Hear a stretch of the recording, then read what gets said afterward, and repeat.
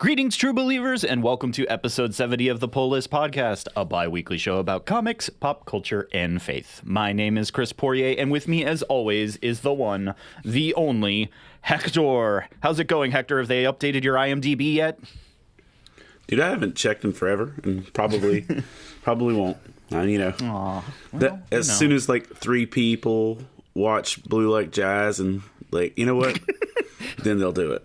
Then it'll finally happen. Absolutely. And I can update the intro to the show. That makes sense. I need to rewatch that, by the way. I haven't watched it in like maybe a decade. I mean, that's fair. So look for Hector. Yeah, you know? yeah. Go ahead and do that thing. So we should do the comic things. Yeah? Let's do it. Like stand-up comic? Because No. Yeah, I don't care if you have a Type 5 or not. We're going to talk about the funny books. Fair. Yep, well, you know what time it is. Strap yourselves in and prepare yourselves, for we've got Comic Sign! Better put the word out. Can't wait for the nerd out. Better put specs on. Better break necks on. I cut handsome checks for my expansion sets. On today's episode of The Pull List, we have a wonderful show for you. We're going to hit the latest news that you need to know, our must-pull recommendations from the past 2 weeks or so. We keep finding cool books on the shelves, and we feel like we need to talk about them because it's our show. Don't at us. We got some new favorite number ones. Image keeps putting out crazy books that I want to tell you about, and, well, so much more. This is The Pull List Podcast.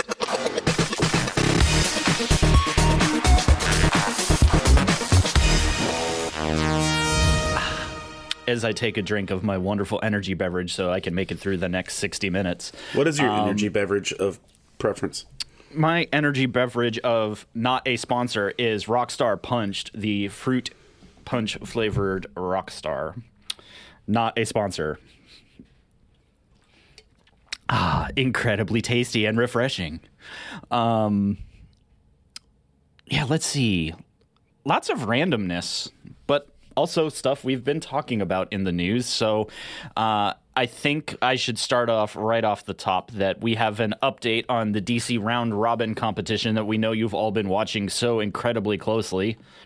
No? Maybe? You mean the competition that no one knows exists until we mention it? Yeah, that seems fair. So here we are, update time. And the final has been set. And the final is Suicide Squad Dark. From Zach Thompson and Gary Brown, and Superboy, the Man of Tomorrow, from Kenny Porter and, Janoy Lindsay. So yeah, after all that craziness, we've come down to a Suicide Squad and a Superboy story. But in classic comic book fashion, this is not even over, and I've already heard rumors that DC is optioning the Blue Beetle story from the bracket, even though they didn't make it into the finals. So there you go. Which is why you want to do things like this. No, I think, and that's why I did see some artists complain that, why are you making me fight for my money? And it's like, well, I think it's pretty clear that if something's a good idea and there's groundswell behind it, that editorial's going to pick it up. So pitch it. I mean, why not? I mean, get paid eventually. I hope.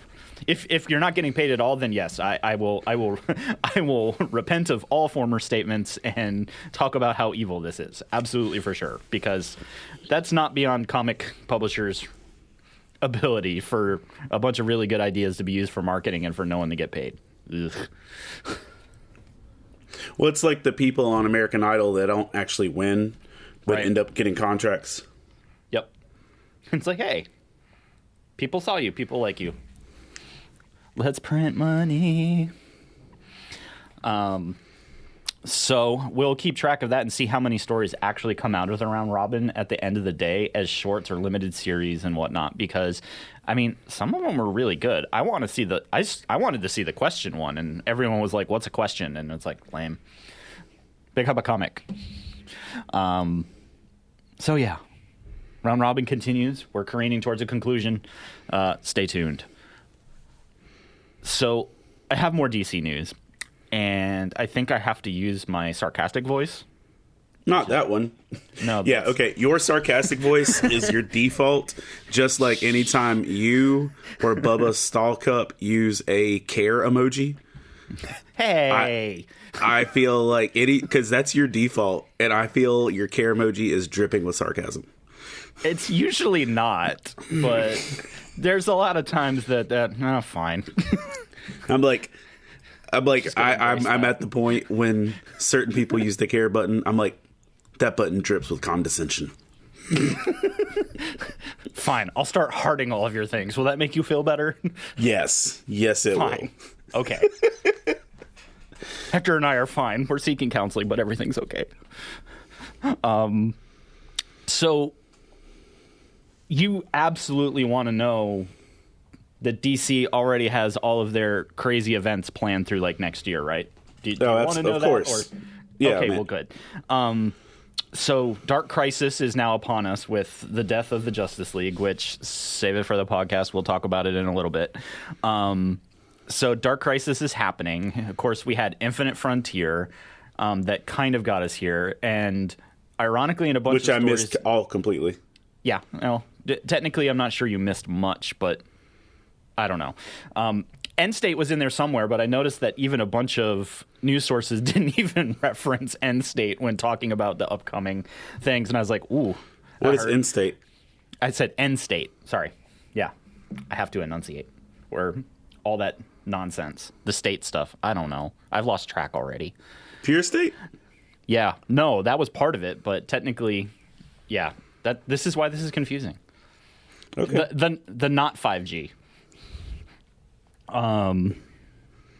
So the next one is the Shadow Zone, which supposedly tells us what happens indirectly in title after Dark Crisis. And I got nothing. But here we are. It's something about, at least the guess is, with the death of so many major characters and everything, where everyone's also like, oh, by the way, nobody's really dead because welcome to comics. That Dark Crisis is going to crash into Shadow Zone and everything's going to be Lazarus Pit oriented. Insert shock face. No? Yeah. Well, I think one person's really dead in Justice League, even if the others weren't. We can talk about that. Yeah, we could talk about that in a minute because I'm curious on your take. Because there is lots of stuff. Yeah, I'm going to save it because I just had thoughts. But yeah, so Infinite Frontier. Technically the Flashpoint stuff, Flashpoint Beyond or whatever, is in there. Dark Crisis, Shadow Zone. Got it? Good. So, and a lot of the kickoff stuff is happening right now with Justice League 75. Free Comic Book Day, which will be, I'm going to say this coming Saturday, like we're not recording this 2 Saturdays away from Free Comic Book Day. But by the time you hear this, Free Comic Book Day will be the incoming Saturday. Lots of the kickoff books for DC's events, Marvel events, and everything will drop on May 7th. Free Comic Book Day is on its right day this year. The pandemic had all kinds of craziness going on, but we're it really does make a difference in my heart. Yep. That it's on the first Saturday in May, because like that it set off my whole equilibrium. Yep. That's why I can't say the word equilibrium. Because we haven't had a Free Comic Book Day on Free Comic Book Day proper. Right. I did really enjoy the whole thing of spreading it out over the summer, like at Pandemic Ground Zero. But, I missed the first Saturday in May. Yep. And so I'll be curious. We'll definitely talk about how Free Comic Book Day went after it happens. Because I'll be curious what you experience. I was talking to my shop this week, and he's concerned because of the pandemic that people have forgotten already. And so now that kind of made me go, because I kind of feel like you, that I'm like, yay, it's back, yay. But he's like, nobody's asked me about it this year at all. And I'm like, ooh. So I'm going to kind of pull the masses as it occurs and probably loop back to this. I know that like Dragon's Lair, which is now my only local shop, well, sort of. is doing I mean, they always go all out for Free Comic Book Day, but their Free Comic Book Day is bigger than some cons I've done. Oh, sure. And that's the way it was when I was at Ultimate Comics, that, we took over a parking lot, we brought in artists and guests and everything, and it was basically a mini con. So, Free Comic Book Day is an experience. Check your local comic listings for your comic store. The first ever actual Faith and Fandom booth was at a Free Comic Book Day in Myrtle Beach. And, fond memories. The beginnings. Aw. So, speaking of the Free Comic Book Day, another book that you are going to get, because all of you asked for it, Spider-Man and Venom, and the prequel of something called The Dark Web, apparently has been a semi-well-kept secret by Marvel, with the leaks and also the ordering of Free Comic Book Day books that folks are like, oh, this is a thing. So if you are into that Spidey Venom thing, there is a Free Comic Book Day book for you and a forthcoming series that I want to double check the date. I think it's summer, but it may be fall.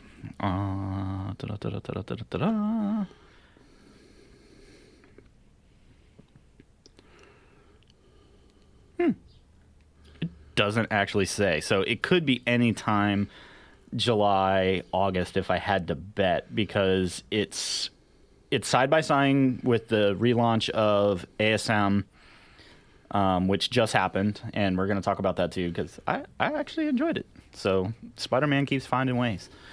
But this is one of those things that just connects all of the pieces of the Spideyverse, and for a lot of you Venom fans, this sounds like more of a Spider-Man balanced story. So,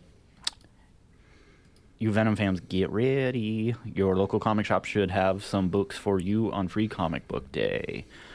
Oh, yes. So, we've talked a few times about all the different content that's being produced outside of comics, or is being done as web comics. So we talked about Webtoon having some licensed stuff, and there's some other places that have been doing. DC's been expanding their podcast. Well, Marvel said they didn't want to be left out,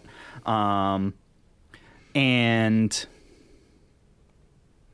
Marvel and SiriusXM are teaming up on bringing a Squirrel Girl podcast structured thing with Ryan North, who did a big bulk of it when it was in print. So Marvel's jumping into the expanded content game as well over at SiriusXM. So if you are a fan of the Unbeatable Squirrel Girl, ooh, lots of letters in that one. And you're still one of those people that thinks paying for Howard Stern is a wise life choice. Hey, what? I don't have. Well, here's the thing. I don't have SiriusXM, but fine. Decisions were made. Write this down. I'm bringing this up at our next session. But Squirrel Girl is a really great book. And, oh, yeah. And I think it's another one of those that we talk about some of the underappreciated books that are out there. And I think my list always kind of ends up on the Marvel side of Squirrel Girl, She-Hulk, and Moon Girl and Devil Dinosaur does the same thing for me, that it's just like, these books are, people are like, what? And it's like, no, you should be reading that. And oh, by the way, Squirrel Girl is like stupid powerful, and you have to read the books to understand why. So I am kind of curious what a podcast that is underwritten by one of the major voices of Squirrel Girl will be like. And I think I'm here for the expanded content, right? I kind of want to see what that looks like. So I'm excited. I'll say this, and I know it doesn't really qualify as expanded content per se, but we were just mentioning this before we started recording too, that like the audio books of Sandman, I'll consider that expanded content because it's not just an audio book; it's like a whole live cast production type thing, right? With like there've been 2 volumes of that, and it's been one of the best artistic experiences of my last decade. Ooh. To the point that I'm actually really bitter at the live action Netflix version coming, because the cast differences are so like Target to Dollar Tree that I'm like, I mean, no offense to anybody attached to the Netflix, because there are good names in the Netflix version, but like having James McAvoy as Dream and Kat Dennings as Death, and who just played Gordon in the Batman? Oh, dang it! What's his? Is Jeffrey, right? Jeffrey Wright? I failed it. We're both bad people, right? I just lost his last name, but either way, he's Destiny. Yeah, Jeffrey Wright. You nailed it. Okay. I got confused if that was the name or the question.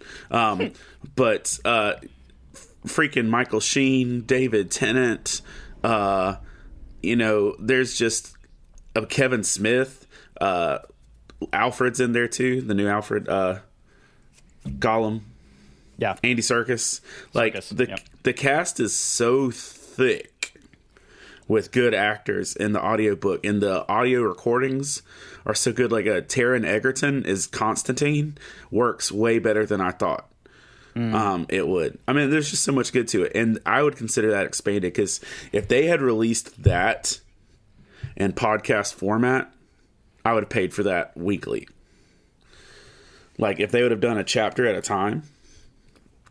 But either way, like there's expanding because it's an artistic medium and it's a good choice, and then there's expanding to other platforms because other people are doing it. Right. And if Marvel tries to pull what DC's doing the way DC tried to copy their cinematic universe, it ain't gonna go well. Oops. Yeah, that's a really good example. Pay attention, take notes. Yeah. So I think our last bit of news kind of falls in your court, and I think we both tripped over the story at the same time. But I was like, it's a Hector story. Yeah. So you should introduce it. Okay. So one of the little hot button things that are coming out with the buzzes around the internets is that Jason Todd is going to become a Red Lantern. As everyone stopped for a minute and went, what? And it might be an expanded universe like Earth 49 or something thing. Right. Or it could be DC proper. Who knows? Well, the quick soundbite in the middle of this is with Death of the Justice League and the setup for Dark Crisis and everything is that it's basically a multiversal crises of things, which all the things are weaving in and out of each other, that literally all the continuity, non-continuity things of DC are like colliding with each other, and that is Dark Crisis, which means, we'll figure it out later. Continue. That's just it. It's just like, I'm not surprised by that. Man, that makes sense. But I also feel like it's kind of out of character for the Jason we've seen for the last 5 years. And considering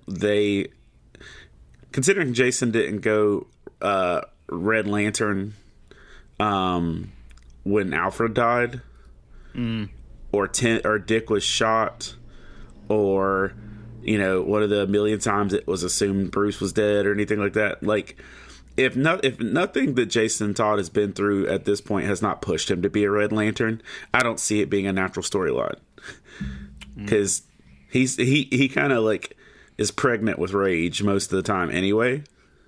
And I know they weren't really a thing at that point in time, but it would have been, I would have bought it better. And hold on, if this is a multiversal thing, maybe this would be more acceptable, that's how he comes back after being murdered. Like if he started off his story as a Red Lantern instead of a Red Hood, I'd buy that.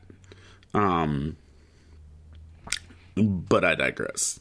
Right. It's just like I'm skeptical of Mrs. Todd's baby boy because he matters. So, little Mick Foley reference. But no, it's I'm waiting to see, because I'm still mad at that one book that gave us 2 issues and quit. So I'm going to mention that until I die. Red Hood 51 and 52.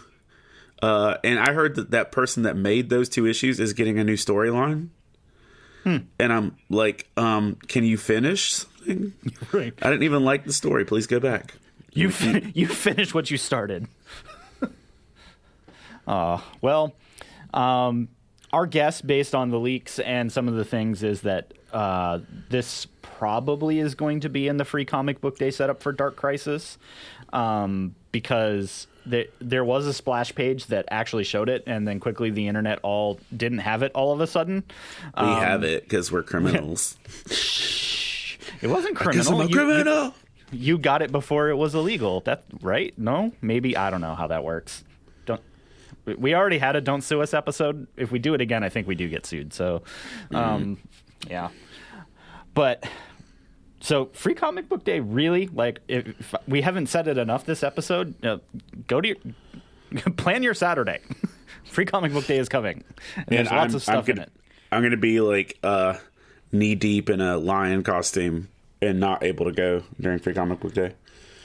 So, since we're having confession time, I'm actually at a non-comic book related event that entire weekend as well, and my body's already rejecting like the reality that I'm missing a Free Comic Book Day. I'm not only missing a Free Comic Book Day, I'm missing a free booth at an event where I was going to be a guest, and like, you know, hold on. Pump the brakes. I was offered a guest spot at 2 events on May 7th, and I had to turn them both down because I'm Aussing. So that makes me sad. Oh, well, pray for Hector. And no, if you're gonna pray for me for in any of that regard, like, I legitimately pray that I don't die of heat stroke doing this, because I'm going to be. The Cowardly Lion is a thick costume, huh? It's a thick furry costume, and I wear a headpiece that has 8 wigs sewn into it. Ooh. And there's a dance. Well, I dance a good bit, but like, there's a dance sequence, like, if you're familiar with the Oz musical, called the Jitterbug, where like little parasites are forcing you to dance beyond your control. I'm gonna die. Like, I'm gonna literally, like, the first time we did it in rehearsal, like, I threw my knee out and I sweated like so much that I like was changing colors. So, okay. Yeah. So Hector needs to drink more water. Good. I do. I need to drink more water, and once we get to like June, because the podcast will be done recording by the time it goes on. But you know, when you get to the first couple weeks of June, lift your boy up. Lift your boy up. We got you. So that's what if you not, need to Todd's know. taking my place with Chris after I die. Rip. So I guess that's what you need to know. Now you know things about Hector doing wonderful musical things on the side, because your boy's talented. But also our bi-weekly look at the industry and delivering you all of that wonderfully deep insider knowledge. And as always, you can join in on this conversation with Hector and I and all of your nerdy friends over on the Love Thy Nerd Discord and in our Facebook community. Some of you add us occasionally, and how dare you? Just kidding. You want to jump into the conversation. Comics are about community, and we love talking with you guys. Tell us what you liked, what you hated, and what we missed. And we usually do miss things because so much happens week to week. So it's good times. Jump in there. We've been talking about Moon Knight over in the Discord, and I'm trying to make people angry. So good times.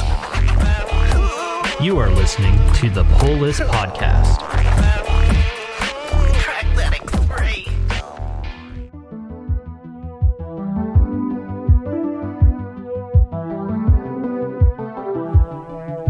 Hey everyone, I'm Brittany Laughland, and this is Reviews of the Nerds.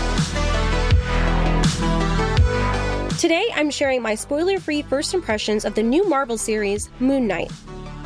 Moon Knight first appeared in Marvel Comics in August 1975 in Werewolf by Night number 32, and has since then gone on to span several solo series, including an anthology series, Moon Knight, Black, White, and Blood, that is being released with the current Disney Plus show. We are first introduced to Stephen Grant, a gift shop worker at a museum in London who seemingly has an ordinary life, except for chaining his ankle to his bed every night before he goes to sleep. But things don't stay ordinary for very long, as Stephen starts experiencing blackouts and winds up in places he has no recollection of going to. What follows from there is the gripping, mind-bending, and heartbreaking journey of Mark Spector as he navigates the life he has made and the one he has made as Stephen Grant, all while dealing with trauma and the dissociative identity disorder that was born from it. Episode 5 in particular is one of the most powerful and emotional things Marvel has ever produced, continuing to prove that Marvel is expanding and transforming the cinematic universe they have created for their heroes since the era-ending Avengers Endgame.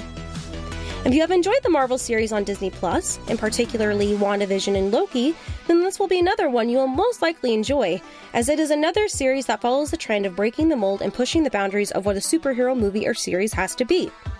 The series overall has some dark themes it deals with, such as trauma, mental health, and plenty of killing, so if you're watching with little ones, please be aware that some scenes may be too intense for them. However, the show not only has the epic action sequences and classic comedy you come to expect from Marvel, but also provides some incredible storytelling and interesting conversations to be had with your family. While this review is coming out before the final episode is aired, I can honestly say that Moon Knight is my favorite of all of the Marvel series so far, just when I thought Marvel couldn't get any better. The story is out of the box and fascinating, the music is top tier, and Oscar Isaac's performance is full of warmth, vulnerability, and range. In my opinion, his acting is award-worthy, as he does some things not many actors can do, or do well. I promise the series is worth the time you invest in it, as this last episode left me reeling from the emotions it wrenched out of me. Here's hoping the final episode will stick the landing and elevate the Marvel Cinematic Universe to heights it hasn't been at before. I'm Brittany Laughlin, and remember, before you go to sleep every night, be sure to chain your ankle to the bed, just in case.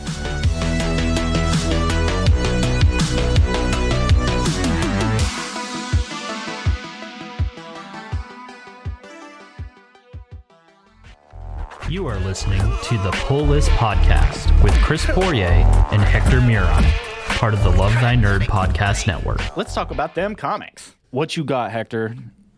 Oh, for real? For real? Okay. For real. Hector's DC showcase starts now.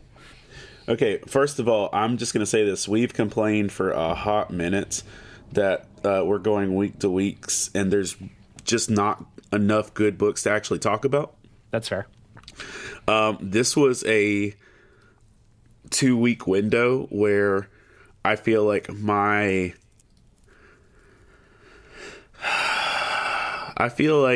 purchase amount was double over the last 2 weeks. And there were a ton of good books in the last 2 weeks.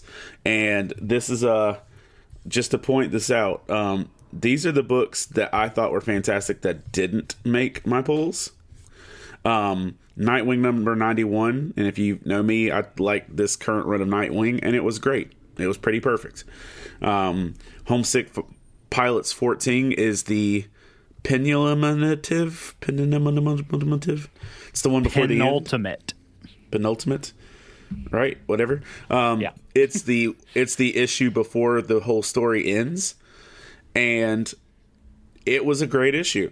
Nightmare Country number 1, which is part of the Sandman realm, was ridiculously creepy. And it featured one of the most terrifying people to me out of the Sandman realm, which was I forgot his name, but he's like he's scary though. He's scary though. He's one of the nightmares. Oh, the Corinthian.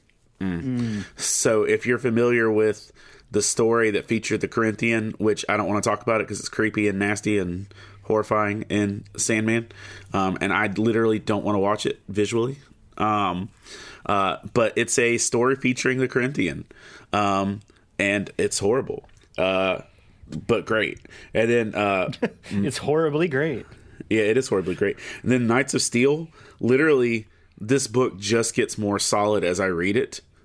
Those didn't make my pulls. Like I had a whole separate pull list of great books that didn't make my pulls. So here's my pulls. I'm going to start off with a thing I don't think I'd ever say. Oh my. But maybe Detective 1059 was my favorite book this week. Oh, Detective finally found its feet again? Detective took a good step. Okay. This is a start of a new storyline. Okay. They finished the whole Arkham Tower thing. It looks like they've completely changed hands. This feels... And this is going to make sense. This one issue, it's split into two sections, by the way. There's two stories. This one issue feels like an episode of Sherlock. Ooh. Like, you could literally take out Bruce Wayne and Batman and put in Benedict Cumberbatch's Sherlock, and it would be a perfect sequel to the Netflix series. But the people that don't normally commit crimes or commit murders are committing murders and then turning themselves in. And it's like they're being forced to, or something like, if you're familiar with the Sherlock Netflix series or the books, actually, the Conan Doyle books, A Study in Pink. It is like the first episode, maybe. It was of the series, yeah. It is literally feels like A Study in Pink, but detective wise. You've got Riddler podcasting on a daily basis and being charismatic and entertaining, and millions of Gothamites viewing it. Oh, so he has more than 500 followers, you're saying? Yeah. Yes. Go on. And he also has really good facial hair. Okay. Yeah. So, but he's going live on TikTok every day, and people will watch it. Nice. So he's doing that. He's quoting scripture, and then it's just this whole murder mystery thing. And honestly, it was a really good storytelling, and that wouldn't have made it to my pulls alone. It would have been close. But the second story is a Gotham Girl story. Like, interesting. Tom King's psychotic, superhero female we haven't. Yeah. Right, since. Yeah. We haven't seen since in the Tom King run with Flash, where she was trying to bring her dead brother back or something. Yep. Like that Flash thing. We haven't seen Gotham Girl since then, really. And this is a whole Gotham Girl story where apparently she just got lost in the fray and was put in this Arkham Tower thing that just happened. And now that she's out, and forgive this if this sounds insensitive, I'm just trying to phrase this as properly as possible. The whole story seems like she's off her meds. I got you. And because she's struggling with her psychiatric thing, and she's got someone that is continually trying to get her to go to group meetings for therapy for Arkham and make sure that she's stable. But she's like, she's doing superhero stuff, but she's doing it really, really unbalanced to the point that it feels like Bizarro. And since she's homeless and doesn't have family, she's literally camping out in the living room of the abandoned Wayne Manor. Wow. Because if you've forgotten, Bruce Wayne lost his money, and with that lost Wayne Manor, and is living in some little high-rise in downtown. So she's literally making fires and talking to stone busts in the middle of the living room of Wayne Manor. And it was interesting. It was creative. It wasn't something I expected. And I literally put that issue down. I was like, nope, that was the best one. That's like, the one. That was the one. Like, out of the whole kit and caboodle, that one was dope. So, yeah, it was. I do have a whole DC list, don't I? Minus my number one. Yep. But I had all these other ones that weren't DC. That's fair. Well, 3 of them, but either way. So yeah, there was that one. And then I'm gonna hit this with Batman Beyond the White Knight number 2. Number the Deuce. I said that the last one felt like a stretch and like it wasn't on the same vein as the start of the Murphyverse. Yes. Bump all that. Yeah, this feels good. I was gonna say I read number 2 and was like, should I put this on my list? No, Hector's gonna put this on his list. Yeah. Number 2 felt right. Number 2 felt like he caught his breath. Number 2 felt like he caught his stride. And it actually felt like, ooh, we're in something good here. And so I'm not going to spend a ton of time on it, but just simply to say, if you enjoy the White Knight storyline, it's actually good here, and you should come back. No, it was a lot of fun on that, and I guess we'll avoid the spoilerly stuff, but no, it was. I don't care. No, I mean, still. Okay, I'm just going to include the Jack thing just for kicks and giggles. All right, so there is a spoiler at the end, like it's like one of the, literally maybe the last panel. I was like, I'll leave that alone. back up. I feel like I missed something. Oh yeah, the literal last panel is a spoiler. Yeah, no, and that's what he said, which is why I was like, I just loved that so much. That he was like, wait, back up. Okay, yeah, good, you're with me. Oh yeah. So I told you at the end of the first issue, it appears that the Joker is alive, or Jack is alive. Well, not exactly. No. Back during the Azrael run, before Jack was completely in, Jack and Joker were out of everything, he implanted basically a chip in Bruce's brain. Yep. That has an AI algorithm, sort of interactive, living version of Jack Napier, the good version, I guess, that to help Bruce along and keep Harley alive. Yeah, in the Murphyverse, I'm comfortable with if we're seeing Jack, we're seeing good. If we're seeing Joker, we're seeing bad. Yeah, and so this is literally a Bruce running around with the good version of the Joker, giving him commentary and interacting with his every action. And at one point, Jack actually says, "I'm like Alfred and Robin combined." I know Bruce hearing that come out of the Joker's face is like the worst thing possible. There were a few moments in that entire issue that Bruce is like, "Stop talking, stop talking, stop talking." And so that's great. You get some good tension with Nightwing and Babs and their gritty futuristic self. And yeah, dude, it was just really, really good. On a side note, if you didn't read it, Sean Murphy put out a statement between the two issues just to make sure he took credit for failing. He the first issue claimed that Jason Todd was the first Robin.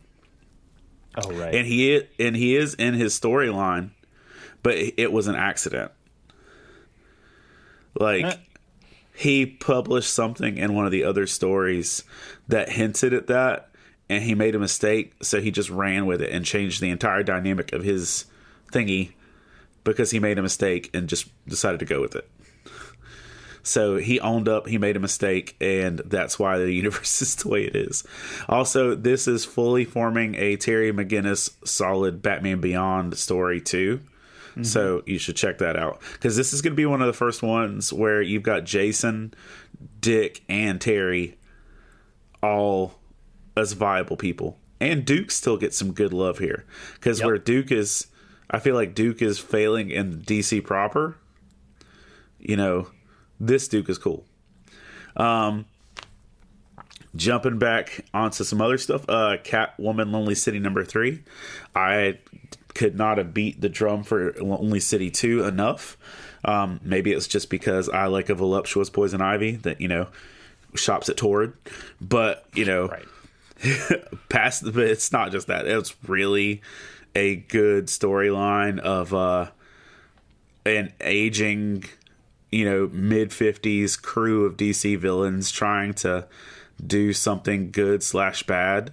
Catwoman training up the Riddler's daughter. Oof. The Riddler trying to be a good parent. Ivy being literally, I think, my favorite version of Ivy. And Killer Croc fighting really hard to redeem himself. And I'll leave it alone, but there's a tragic death among their crew, and it actually made me sad. But you've also got, and this might be the first, you've got Catwoman and Riddler being intimate. Oh, my. And she's like, please stop talking. Just go with it. Oh, wow. She's like, for once, Eddie, please don't ask questions. And I was like, no.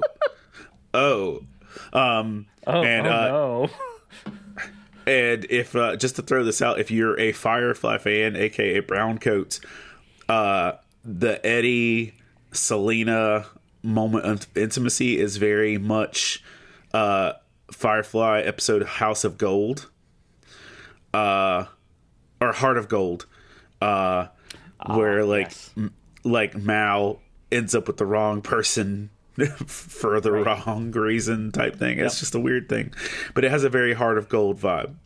So Lonely City is a every 3-month book. So if you are confused by that sometimes, so the next one will be like June. But I stand by it. It's wonderful. And the last one, just freaking Joker 14, man. This series started at a weird time in the world, and it's just been really appropriate. But I feel like the people that Joker that wanted, I feel like one of the main groups of bad guys are like the redneck Court of Owls, and like the Deliverance Court of Owls. They're the high-powered secret society that just want to eat people. Yeah, and which is still super weird. Still super weird. Didn't get better in this issue.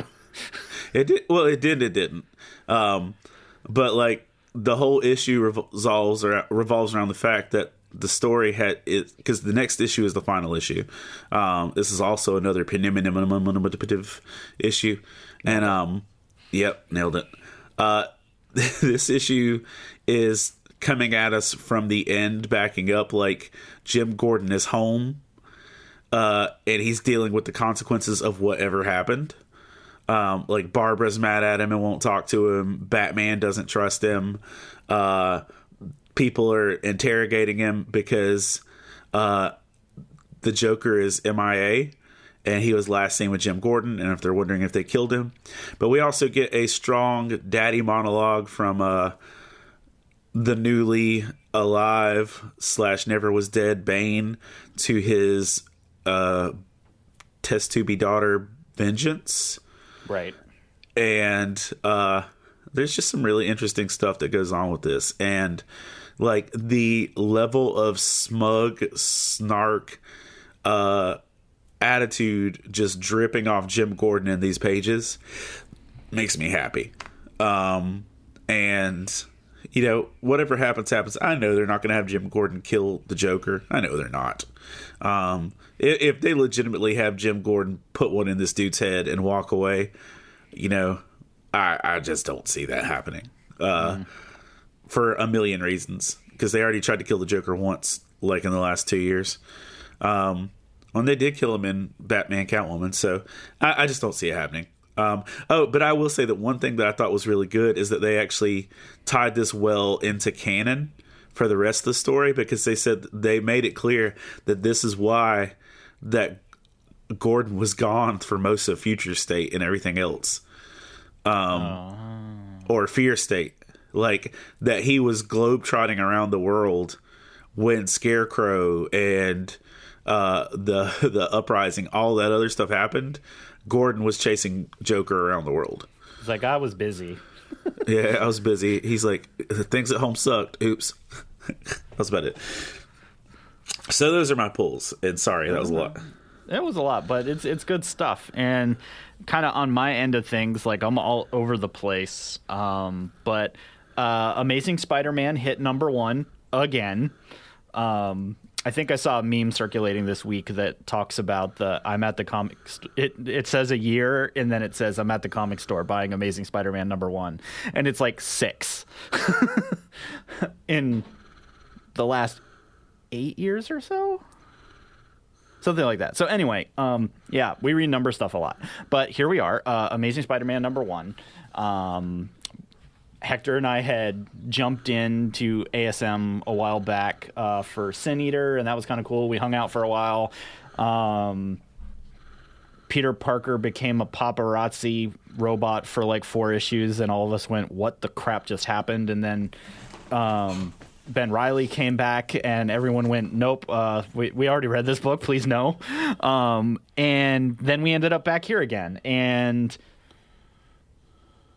I give #1s a shot every time I do. And first of all, just off the top, Romita Jr. is drawing this book, and I just got to say, I got all the feels just seeing the art, and I'm probably going to read this a while just because of the art, because for me, he was and is one of like my favorite Spider-Man artists, and it just looks and feels like Peter Parker and all that.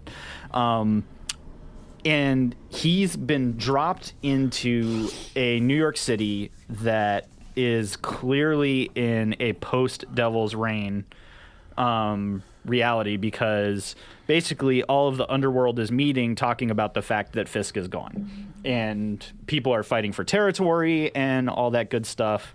And so we're just kind of hitting like the reboot button again. But I'm kind of here for it because... let's see, Tombstone is like one of the major guys that is vying for power and everything, and that's kind of, you know, he's been prevalent in a lot of the Daredevil and Spider-Man stuff over the last couple years, but being that center again is kind of neat for me because, I don't know, it just gives those old-timey feels for Spidey, and I'm about it. Because it's basically the street gang war type thing that's coming back up, and Parker's back to so how do I deal with this? And we're back in a reality where MJ is not in the picture, but he's feeling bad about that type of stuff. So it's like, cool, hit the restart button. Here we are, Peter Parker, Spider-Man, craziness going on in the world, and MJ out there somewhere and him crying in his hands over it. So it is what it is, but it's pretty. And it's their opportunity to kind of reground the Spider-Man story again and continue off in a new direction. So I'm here to say that I've picked it up again, and I'm giving it a shot until it blows it. I picked it up, and I picked it up to appreciate it. And everything you said, I agree with. I probably won't keep reading it until you tell me, hey, keep reading it. Keep reading it, yeah. But it was great. And what I think is, I could be wrong, but is this the first time that Fisk's son got his new crime name?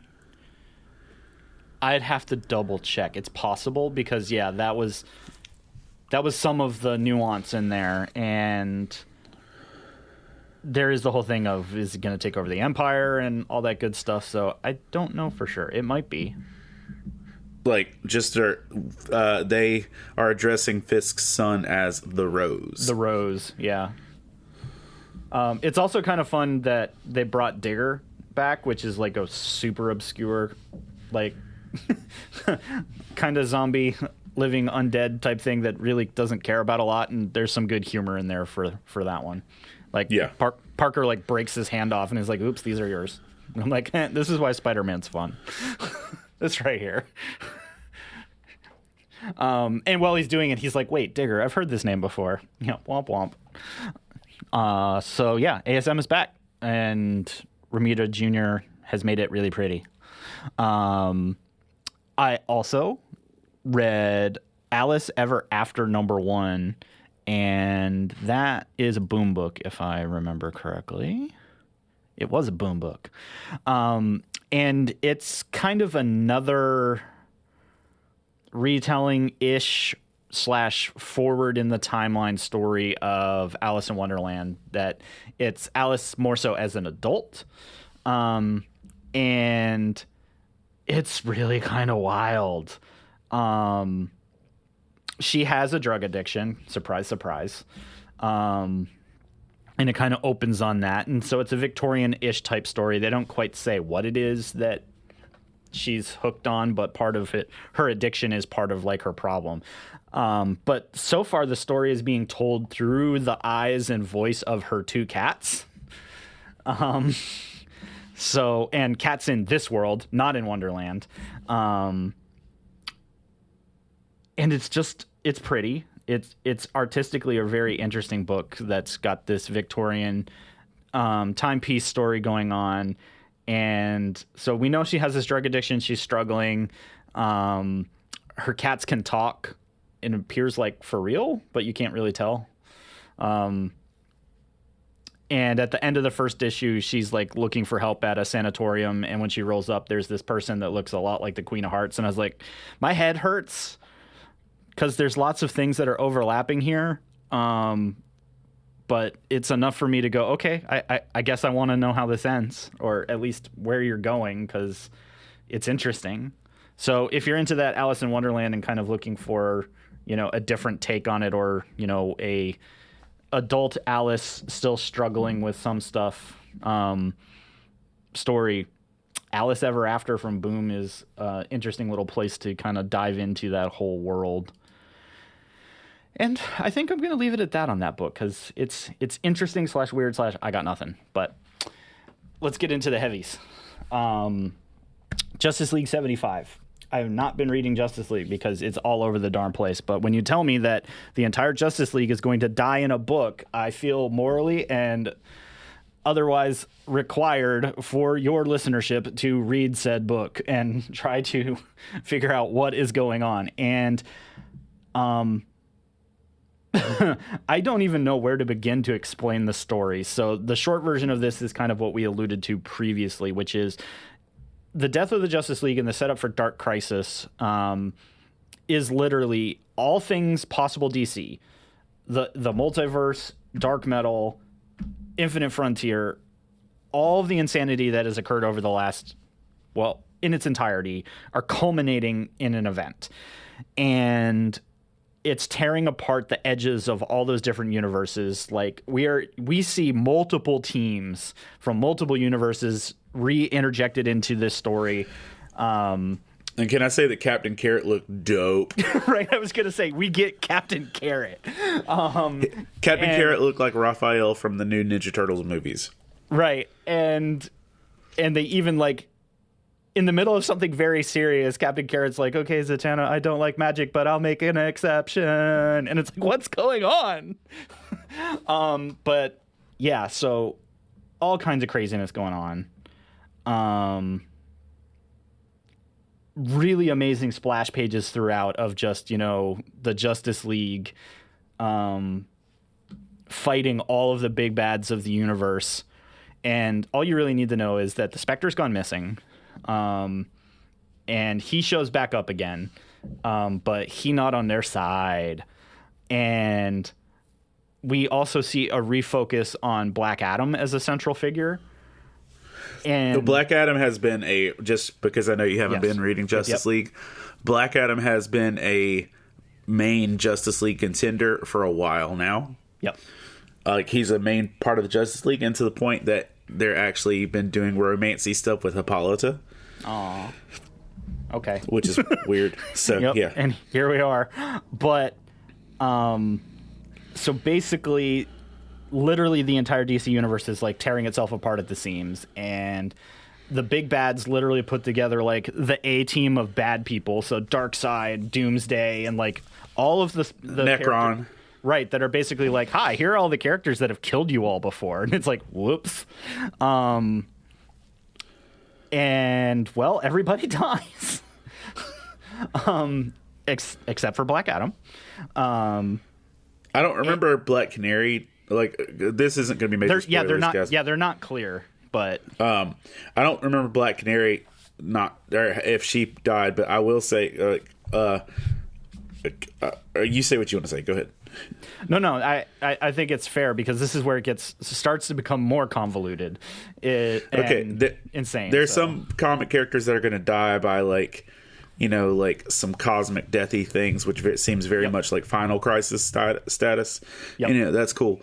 But I just want to point out and take a breath. Spoiler, just skip ahead 30 seconds if you're concerned. But we see Green Arrow get like pummeled into the ground by Doomsday. Yep. Like straight squished.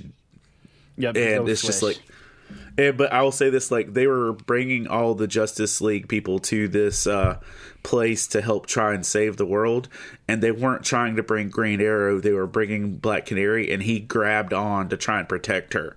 Right. And so he wasn't even supposed to be there. So, like, when I read that panel with him getting squished, I heard the dude from Clerks. I'm not even supposed to be here today. I'm not even supposed to be here today. That's what I heard in my head. Squish. Squish. Yeah. Yeah. Because we're a positive, encouraging comics experience, I'm not going to criticize anything per se. Right. But I will say this, that I find the artwork on Black Canary's reaction to Oliver interesting. Yeah. That's all. Go on. So basically the main reason this book is here is that a major thing is about to occur in the DC universe. There's lots of stuff coming off the other side. So it is worth a look if you care at all about the DC universe and things going on. You can be semi-detached and pick up here and probably read into the startup of Dark Crisis and be kind of caught up to what's going on. But just know that they're going so deep in the cosmic-y stuff. Like, if you kept up with Dark Metal, you might be okay. I personally think you don't need anything. No, I agree. I think you can start here. You can literally use this as a starting point and just go. So, yeah, if you want to see how DC is going to play out its new explanation of continuity, then Justice League 75. So, wrapping up on my polls, Teenage Mutant Ninja Turtles: The Last Ronin wrapped up this week, and I have all of the feels. I think Kevin Eastman, Laird, Ben, Waltz, all of them have put together just an amazing story for the Turtles in only 5 books.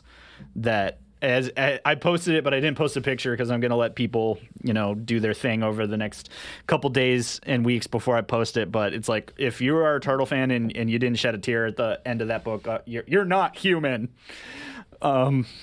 You do not bleed and you do not cry. Because, wow, I didn't expect to have all the nostalgia feels and like actual emotions out of this book, but wow. I guess we kind of have that thing of, our generation like literally grew up on the Turtles. And I've had this talk with Kevin at cons, and I'm like, how do you reconcile the fact that there's a few generations that like literally the Turtles were our entire childhood,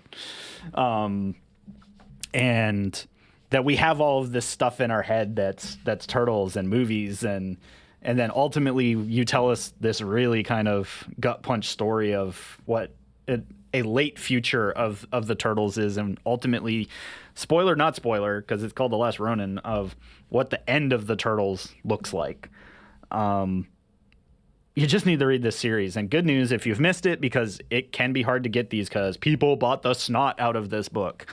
The collected editions are coming in the next month, in June, I think. And there's going to be a collector's hardcover and everything. But suffice it to say, read this series if you even remotely care about the Turtles.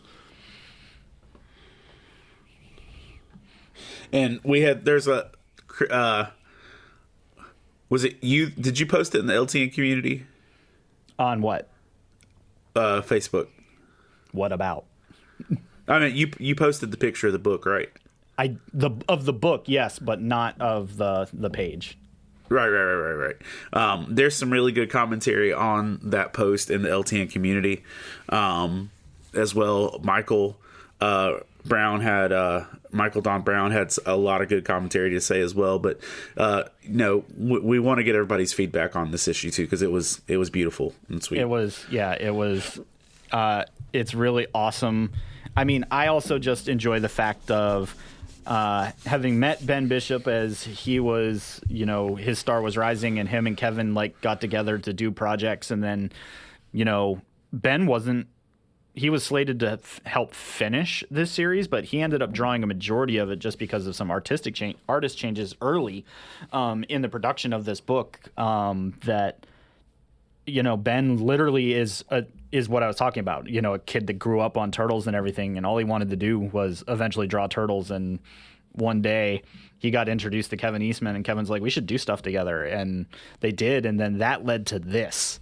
And so and Tom Waltz is one of the longest standing editors of TMNT at IDW and been involved in it for so long. And then Laird coming back to help piece together this is just the culmination of Turtles in the last 20 plus years. So it's just really, really good story and really cool stuff. And for me, it just reminds me what powerful storytelling can do. And also just a reminder of how powerful nostalgia truly is for generations. But I think this story also will hold up for folks that don't know or will be interested in going back and finding out more about the pieces. So for me, it's a culmination of what comics should and can do. So all about them turtles. You are listening to the Pull List Podcast.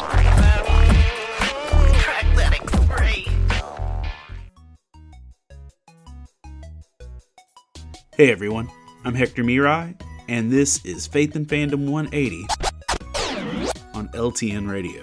So even though I'm a diehard Pokemon Go player, like day one player, battling in Pokemon Go is one of my least favorite things. And I just kind of always feel ill-equipped. I've never been much of a PvP person in general, from like Call of Duty through Pokemon Go in general. It's just not my favorite thing. And I had reached level 43 in the game, which meant in order to proceed, I had to not only battle, but also win just a lot of fights. And I sat in that same spot for more than a year. And in that process, I just, I always felt like I don't know who to choose. I don't know what to pick. I never knew who I'm going to be fighting against. It all just sucks. So finally, this morning, like 4 o'clock in the morning, because I was just having trouble sleeping, I decided to battle a little bit. And I finally picked a team that worked well for me. And it worked so well that I kept winning battles. And finally, I won like 17 battles in a row and finally got to level 44. And I was so excited. But, the one thing I was missing is that I had continually chosen the wrong Pokemon to be on my team.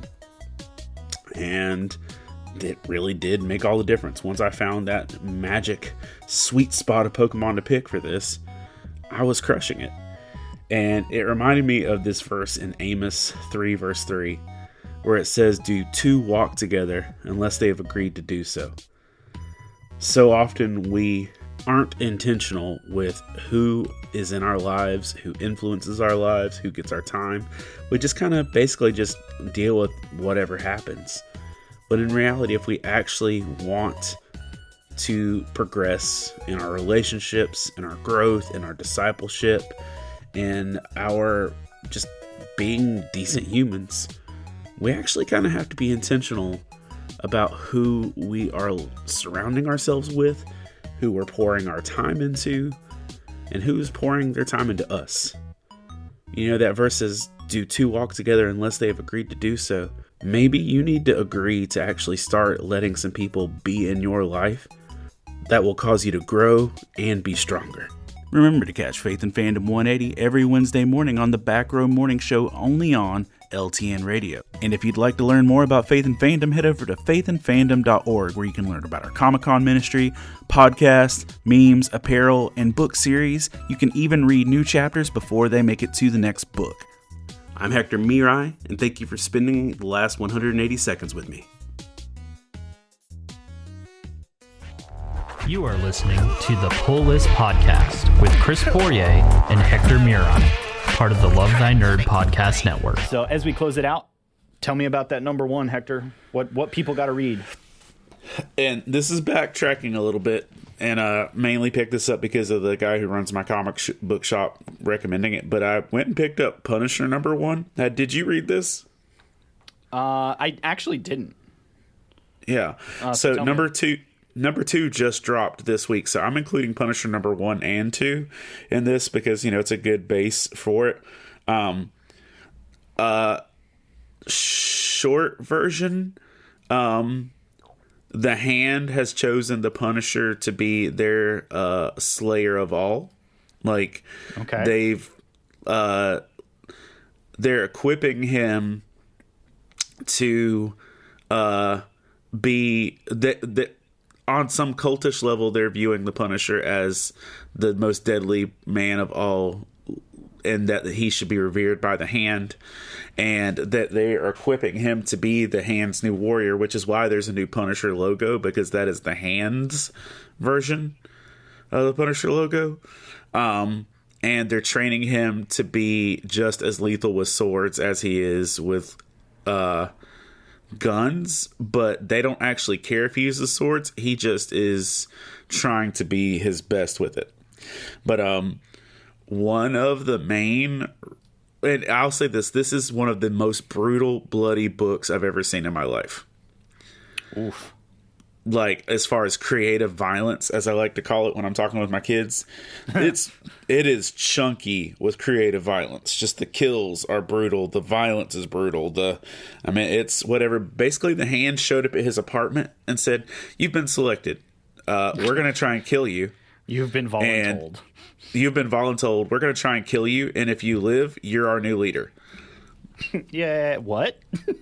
Yeah, and what precedes in some of that, and this is kind of blurring the first two issues, but what precedes in that is him winning. But one of the things is, as he's training, as he's doing the dirt for the Hand, going about the world, killing the people that are supposed to die and whatever, they are daily rounding up, like, while he's doing their dirt, the rest of the Hand's job is to go about collecting every criminal that got away. Period. In the justice system. Dang. So every child abuser, every murderer, every person that committed a crime that got away with it, they're literally bringing them before him while he's out doing his jade job, lining them up, hands and feet bound, gagged, and he just spends the end of his day decapitating all the people that got away with their crimes. Wow. Okay. And they're doing all this, and they're basically setting up that he's literally going to be facing against Ares. Because I think the big bad that he's going to have to kill is going to be the God of War, and that they're setting it up for. But one of the, I guess, if there's a manipulative factor to this, or maybe it's just a reward, or maybe it's something that he used his new hand powers to do or whatever, you find that the reason he's so happy to do all of these things is because they've brought his wife back. Okay. Not that, like, she's not fully there. Like, you can tell she's being fully restored, but this is her original body with all the bullet holes still intact and everything. Ooh. And she's resting and recovering. And there's some dialogue about the fact that the children are next. Oh, man. So this goes full Murder Pet Cemetery vibe to it. The artwork is phenomenal, and it threw some people off, I think, because the first couple pages are ugly artwork. I use that word lightly, like, not this bad art. It's drawn ugly, because it's a brutal flashback. You hit 2 pages over, and there's this double splash page that's just gorgeous of every version of the Punisher that's existed. And then you kick over to this new stylish, sassy artwork. Dude... if you can get down with the sickness and let the bodies hit the floor, then this is a really interesting take on the Punisher, and it feels kind of good. So just throw that out there. Okay, that's it. All right, interesting. So I'm living over in Image World again. So I guess Image is hitting on those things. And so I picked up a little thing called Bloodstained Teeth. Guess what? It's a vampire story. Shocking, right? Well, wow. Short version of this, I suppose. First of all, it is literally an LSD/fever dream illustrated book. Like, the coloring is just like literally someone threw you in a bathtub full of LSD, or at least I think that's what this would look like. I don't know. I got nothing, but it's just really, really trippy in terms of how it's colored and how it's drawn. But the story is basically explains this particular world of vampires, that there are two classes of vampires, that there's basically like OGs that are the established, they call them firstborns, that basically they're the true vampires, and then everyone that they make basically are drones and are kind of useless, and they're supposed to actually be kind of careful how they do that.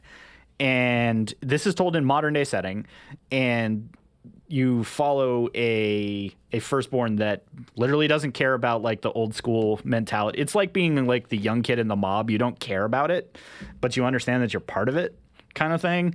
And so he's bucking like all the traditions and stuff. Like, he's selling turning people into vampires, and like they're talking about people like TikToking. They're like, I'm a vampire now, and he's like, morons. But basically the OGs are like, yeah, you gotta not do that anymore, and you need to work it out. So you need to go kill everybody you've ever turned into a vampire, or we're going to murder you in very, very ugly vampire-y ways, because you need to knock it off. And the thing that's just semi-entertaining in all this is, that's kind of an interesting new look on a story that you feel like you've heard 1,000 times. But that the OG, the firstborn old school part of the family that is challenging him is Bram Stoker. So they make this joke about, he's like, oh crap, are you going to introduce me to Dracula? And they're like, no, you idiot, we invented him. So, you know, the creator of Dracula actually is Dracula, basically, is kind of like the tongue-in-cheek joke in the whole thing. And I'm like, okay, that's funny, no doubt. And they dive into the full world of what vampires are like and all of that. And, you know, they talk about this dude's familiar, and it's a much more chill relationship in comparison to what we do in the shadows. Because he actually turned his guy, but his familiar also like drives him around like Uber style and that type of stuff. So it's a very modern vampire story that I'm just like, this, like, literally you just need to pick up the book and flip through it to see the art, to see what I'm talking about, because I just don't know how to explain it. It's very visceral and very surreal. So I'm just continuing my path of recommending really, really wild, broken Image books for those of you that are looking for those really kind of trippy comic book experiences. You're welcome. It's what I'm here for. So yeah, I guess that's going to do it for us. That's it for us here at the Pull List Podcast. Episode 70 is now in the books and in your ears. You've been listening to us. But we couldn't possibly do this alone. As many of you know, we take this epic journey of podcasts and fandom with lots of other amazing podcasts that are part of the Love Thy Nerd podcast network. So be sure to hit up lovethynerd.com for more info, previous episodes, and maybe, you know, find yourself a new show. So, as always, Hector and I just want to thank you for choosing us as your primary comic book knowledge factory on a near weekly basis. So don't leave us hanging. Rate and review the show on your favorite podcasting app of choice. We are on all the places. We're on the iTunes, Spotify, Stitcher Radio, on and on and on. Yeah, we're here for you. Return the love. So thanks for listening. And remember, kids, read more comics.